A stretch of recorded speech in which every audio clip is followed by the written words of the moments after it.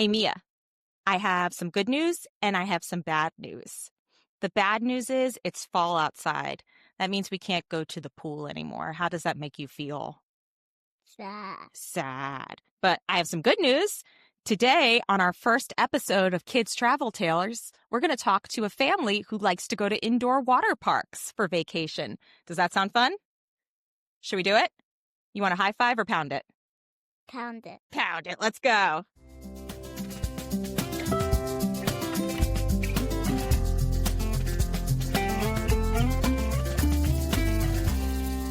All right, Mia, it's our first podcast episode. How are you feeling? Good. Good.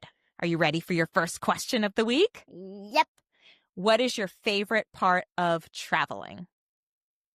The fun places. And where's the most fun place that we've traveled to? The Disney Cruise. And you told me before we started recording that one of your other favorite parts of travel was all the delicious foods. What is your favorite thing that you've eaten on your travels? The ice cream. The ice cream. I definitely remember that. All right. Are you ready to talk to two kids who also love Disney and ice cream? Yeah. Let's do it. They took me to my first New Jersey diner. It's Reed and Ariana. And Mom Heather, thank you guys so much for coming on the podcast. It's so good to see you guys. Yeah. Mia, do you have a question for Reed? What's your favorite water park? I would say maybe Kalahari. What did you like best about Kalahari? Yeah, the water slides there. The water slides? That's awesome. And Mia, do you have a question for Ariana? Were you ever scared to go on a water slide? A lot of times with big ones. Yeah. A lot of times with big ones. How'd you get over being scared of going on water slides? I always went on water slides. I went on little water slides.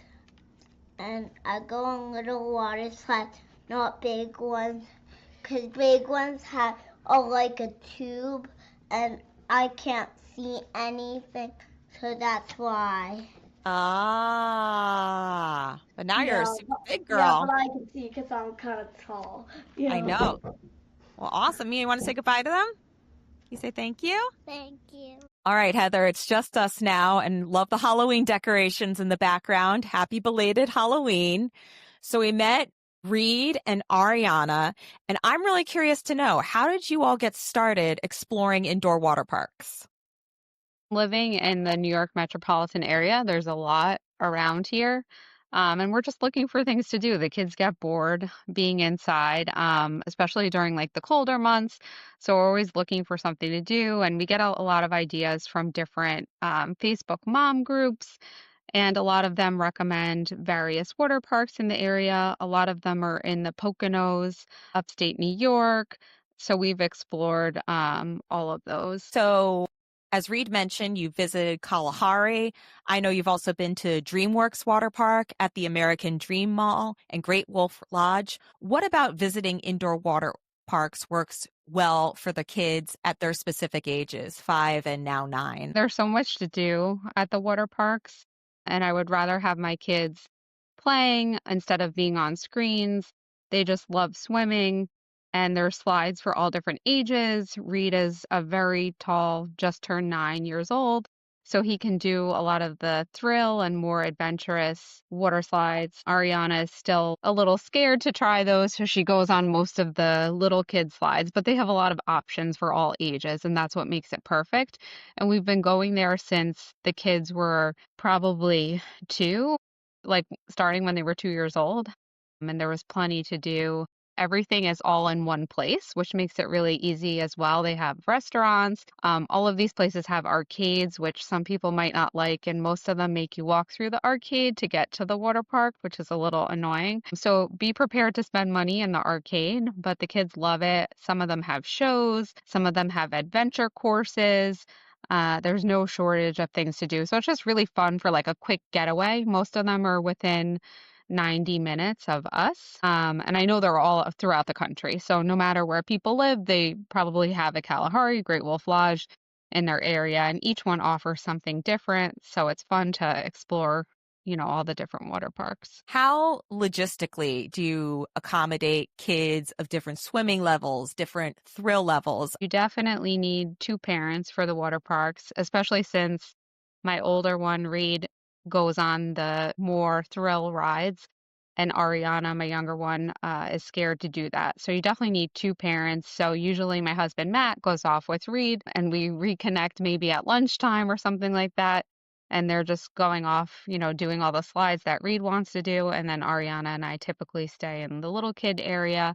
I definitely recommend like a waterproof wallet for your phone and a credit card so that way you can keep in touch. Some of these places are quite big, so or else just establish like a meeting point where you put all your stuff and say, "Hey, let's meet here at 12:30 for lunch." Otherwise, it might be difficult to find each other. That's a really great point about the waterproof wallet. I know when Mia and I are doing beach days on our Disney cruises, the one thing I won't leave without is a waterproof phone case so I can wear my waterproof phone case when we're in the water because I hate leaving my cell phone anywhere unattended. What else are some of the essentials that you pack for a day at an indoor water park? Yeah, and of course you also want your phone to take those great pictures too.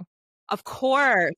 Yeah, Yeah. but you definitely need like some kind of water shoes or Crocs, although a lot of the places make you take them off when you're going down the slide, so just be prepared for that. Obviously, we usually wear our bathing suits under our clothes to make it easier once we get there. Some of the places let you bring your own like swimmies or floaties, some don't, and they have life jackets that you can borrow. You're typically covered there, and most of them sell food. So, I mean, you can bring snacks and water, but you really don't need that much. Of course, unless you're staying at one of the overnight ones where obviously you need all of your overnight items. Have you stayed overnight at Great Wolf or Kalahari? What has that experience been like? It's funny, like people ask, how many nights should you stay at Kalahari or Great Wolf Lodge? My answer is always one. You don't need more than one night at any of these places. And you can still take advantage of 2 days in the water park should you choose. But I will say it's a lot. It's very draining. So beyond that one night, definitely wouldn't recommend it. They do let you access the water park usually at starting at 10 a.m. the day of your check-in, even though your room probably won't be ready yet. So definitely pack a bag just for the water park, leave your luggage in the car, and then you can spend the whole day in the water park. And then the second day, typically at all these places, you can spend the whole day in the water park should you choose to, even after your checkout time. That's a really great tip. Thanks so much, especially because we're looking to do a Great Wolf Lodge or a water park in 2026 with our family. Tell us about a time things didn't go as planned or you had some challenges at the water parks. How did you handle when things go wrong? So I think it was 2 years ago. It was actually this time of year, New Jersey Teachers Convention week, which is early November. We went to Great Wolf Lodge, and it was packed. And on our arrival day, I don't remember why, but we didn't get there at the water park opening time, and there were absolutely no seats available at all for us to even put our stuff down. So I just kind of put our stuff on the floor somewhere, and we went off into the water park and still had a good time, but we just didn't have any seats. And then the lines for the food were crazy. Like you put your order in, and I think like it took like an hour for the food to be available. So that was one of the probably worst experiences at Great Wolf Lodge. I would say also we've probably been to the water parks about maybe 10 times, the overnights, and only one time did a child get sick. So I know that's a concern of a lot of parents that there's a lot of germs in these places and you come back with, things like hand, foot, and mouth and all that. But it only happened once where my son got some kind of stomach virus. You're going to encounter germs any type of way you're doing Right. travel. I remember you all used to joke my personal scent was hand sanitizer. Just bring a bottle of hand sanitizer, use it often, do the best you can. So for our first trip, say if you were recommending to Mia, myself, our family, between DreamWorks Water Park, Kalahari, Great Wolf Lodge, what type of park would you recommend for a first-time family trying an indoor water park vacation? That's actually a question a lot of people ask in the local Facebook mom groups in this area. They're always like, which one? Kalahari, Great Wolf. We've got another one called Cartwright. There's another one, Camelback. And I should add some of them too, like in the winter, like Camelback, especially they have skiing, they have snow tubing. So it also depends on like what you're looking for. But if you are just looking for that water park experience, typically I recommend for younger families to do Great Wolf Lodge. It's a little bit smaller and it's geared towards younger children. Kalahari, on the other hand, that's our personal favorite. It is a lot larger, so a little bit harder to navigate, but they do also have a lot of areas for little kids. So even though Great Wolf Lodge does get recommended more by myself and people on the Facebook groups, for younger ones, just because it's a little bit smaller and more manageable, I still think Kalahari has a lot to offer younger families if you're willing to manage a larger park. Absolutely. Those are great insights. Let's switch gears a little bit and talk about a lesser known destination, at least in my area here in the DMV, Rocking Horse Ranch in Highland Park, New York, which is an all-inclusive resort. How did you guys find out about this place? So that was another one on the local, it's Bergen Moms. So that's the county in New Jersey, Bergen County. And a lot of people from this area go there and recommend it. And it's been on my list for a long time. However, it is very expensive. So that's kind of why we hadn't been before. We've been to some similar places like Woodlock Pines, but we tried it for the first time this year. We actually only went for one night. I found a good deal online for the end of the summer and it's not that far. So we figured, hey, why not? Let's give it a shot. It was a lot of fun. They offer, as you would imagine in the name, horseback riding for all different levels.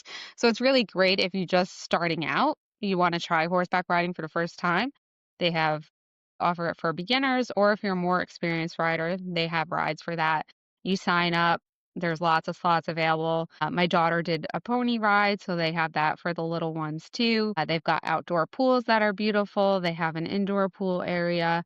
They have a lake. They have a banana boat. I mean, they have like so many different activities, and it was a great experience. I think next time we'll probably go more than one night, but definitely recommend getting some kind of deal because it can get up to about 1,000 a night in the peak season. But of course, everything's included in that. So you get all your meals, it's the room, all the activities are included in that. Did you like the all-inclusive style? Would you do another all-inclusive resort? What was your overall takeaways about the all-inclusive aspect of it? I like the convenience of the all-inclusive. So all your meals are close by. And actually, the food quality at Rocking Horse Ranch was really excellent, really great, a lot of choices, and the food was just delicious. It worked out because everything was really good. And again, I like the convenience of it. You just park your car and that's it. You don't have to leave and, find a place to go for dinner. Everything's just there. What ages do you think Rocking Horse is best suited for? Yeah, I mean, it's definitely, they have things for younger kids. I would say maybe starting at age 3 would be the youngest I would take. And then I would say it's up to like teenage years. I mean, my son, he just turned 9. He spent majority of his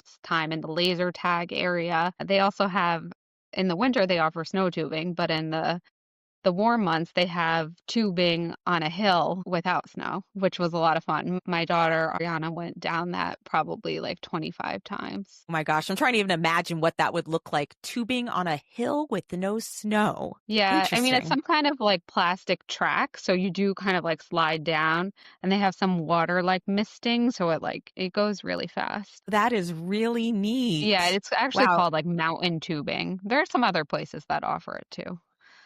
Yeah. Wow, that is really neat. This is definitely a destination we're adding to our family travel bucket list now. Last but not least, I know your family has done my favorite style of vacation, Mia's favorite style of vacation, a Disney cruise. How did you all find that experience? What worked about cruising for your family? What aspects didn't work so well? It's funny. My husband and I had been on a couple of cruises, and I had also been on with friends before I had kids. And I said, I mean, I like the convenience of a cruise, but at the end of the day, you get off the boat, but you're stuck on a boat for a lot of time. And I said I would never do a cruise again. But last year around this time, we were planning to go to Disney World, but we had to push that trip out. We're actually going in 2 days to Disney World. So we were trying to think of something to do. And my husband said, what about a Disney cruise? And I said, it's probably really expensive. And we looked it up. And for the dates we wanted, we're like, actually, it's not that bad. And, of course, Jen, you spoke so highly of Disney cruises. We figured, all right, let's go check it out because we still wanted a Disney experience, but we knew we weren't going to Disney World that year. And I love the Disney cruise. I don't think I would do another cruise line again. So it's no secret that Disney cruises cost more than other cruise lines. I'll put an asterisk in here and say that they are running more specials than I've ever seen them run before. So if you've been scared about the cost of a Disney cruise, it's definitely worth circling back on. But again, Disney cruises are expensive. So it does sound like you felt the experience was worth the price of admission. I think there's, all different, depending on your budget, right? There's different options. You could pay, we have friends that did the concierge level, right? That's really high, top dollar. You could have a room without a window. We had the one with the balcony because it was only a little bit more expensive. So, I mean, I would say you can get it to fit your budget, but at the end of the day, yes, it is more expensive than a lot of the other cruise lines. But I think you're paying for that Disney experience, and to me, it was worth it. Give me one for Reed, one for Ariana, and then one for mom and dad.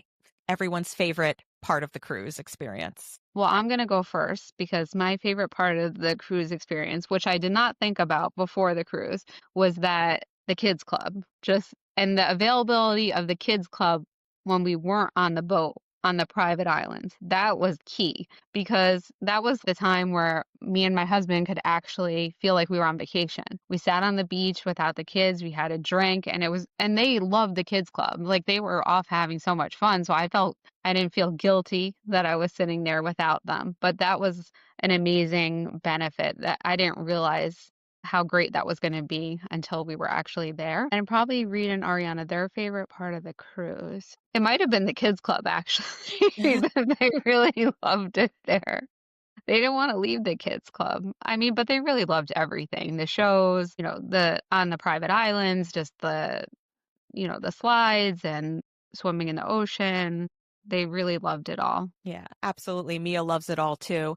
And one thing I loved, because it took us until the third cruise to figure this out, but the kids' clubs on the private island, you can drop them off there for lunch and then they don't need to wait in the long buffet line with you, particularly if it's hot outside. They'll give them lunch on your beach day in the kids' club. And they're so much happier because they can just enjoy all their chicken nuggets and fries in the shade. So I'm really thankful that the kids' club experience transfers over to your beach days.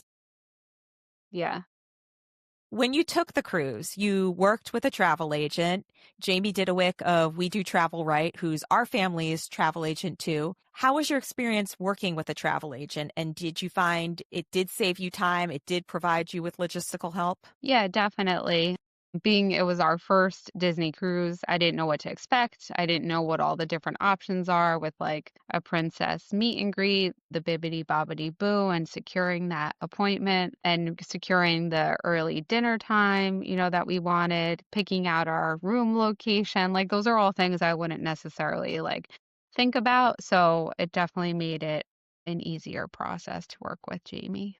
Yeah, no, Jamie's the best. She saves me so much time working with her. Well, Heather, thank you so much for coming on and chatting today about your family's travel experiences. You've definitely inspired my family to get out and try an indoor water park in 2026. Before we let you go, we're going to wrap up with a little game we like to call Final Boarding, some quick hit questions to end the episode. So first, let's start with your family's travel essential, the one item you will never leave home without. Sunglasses and your patience. Sunglasses and your patience. Yes, that may be the best answer I have ever heard because I have definitely forgotten both at times. Favorite site for deals, or do you have a favorite airline or hotel loyalty program? I would just say subscribing to all of these places to find out when they have different deals like Kalahari and Great Wolf Lodge. I mean, I just go off the emails or I see it on their social media. And that's when I typically will book when I can get a good rate. Best meal you've ever had on a family vacation? It might have actually been Rocking Horse Ranch. Wow. The quality of the food was really amazing and surprising, honestly. I wasn't expecting that. Yeah, I think it's Rocking Horse Ranch. Favorite souvenir? We'll do one for Reed and one for Ariana that they've gotten on vacation. Well, I will say that Ariana is a shopper, so she's gotten more than her enough souvenirs.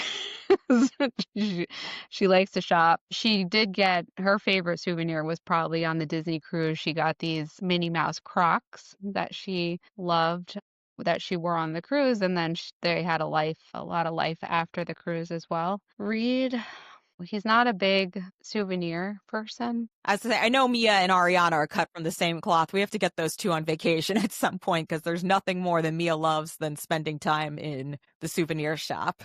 There you go.